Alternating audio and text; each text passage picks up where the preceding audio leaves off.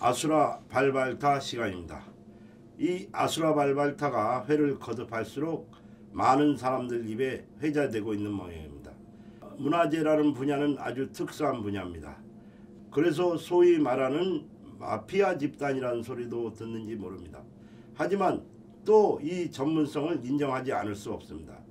올해는 매우 중요한 해입니다. 첫째, 문화재위원들이 올해 선정이 다 됩니다. 2월 7일까지 문화재청에서는 아마 관련 자료를 학계나 이런 쪽에서 추천을 받는 모양입니다. 문화재위원들은 명성 혹은 그 공정한 눈 이런 것들이 되게 중요한데, 이런 것들은 같은 학계에서 받는다면 이것도 자칫 의혹에 휩싸일 수 있습니다. 일선에는 중국 불상 전문가, 한국 불상에 대해서 어떠한 논문도 발표하지 않는 전문가가 한국 불상에 대한 가치를 조사하고 가치에 대한 규정을 해가지고 논란이 된 적도 있습니다. 이런 학자들은 문화재위원회에서 스스로 물러나야 됩니다.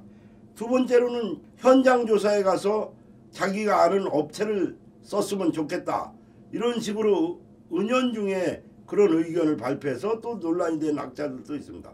이런 학자들은 조속히 입안에서 물러나야 됩니다. 이 문화재위원회 문제는 하루 이틀 제기된 문제가 아닙니다. 모든 논란을 종식시킬 수 있도록 정재숙 청장님께서 균형적인 시각으로 문화재위원회를 구성했으면 좋겠습니다. 두 번째 문제로는 문화재 활용 사업에 대한 문제입니다.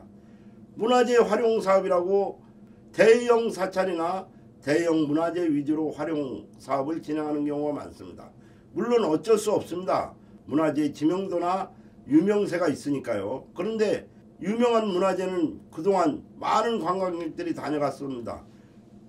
우리가 굳이 알리지 않아도 어느 정도는 대충 알고 있습니다. 그런데 전혀 모르는 문화재에 대해서 국가적으로 예산을 투입해서 다시 알리는 것은 그 이미 알려진 문화재보다 두세 배의 효과를 더 볼 수 있는 것입니다. 세 번째 문제로는 근대 문화재 활용에 대한 문제입니다. 손혜원 의원의 문제가 작년 말에 불거졌지만 사실 이런 거에 눈치 보고 그래서 근대 문화재 활용 사업이 후퇴되거나 이래서는 안 됩니다. 문화재는 문화재만의 특성과 문화재만의 고유성이 있습니다. 이 고유성을 문화재청 직원들은 국민들한테 어떻게 잘 홍보할 것이냐. 문화재청 직원들이 굉장히 밤늦게까지 일을 열심히 하는 걸로 알고 있습니다. 근데 하지만 국민들은 그런 걸 모두 모릅니다. 홍보를 잘해야, 포장을 잘해야 어떤 가치가 더 존중되듯이 이제는 문화재청도 우리나라 문화재의 중요성에 대한 홍보를 더 강화하고 국가정책에 대한 어려운 점, 현실성을 반영한 홍보정책을 정립할 때가 됐습니다. 개별 문화재도 다 소중합니다. 하지만 문화재 정책을 다루는 문화재청의 정책 방향 홍보, 이것은 더 중요할 수도 있습니다.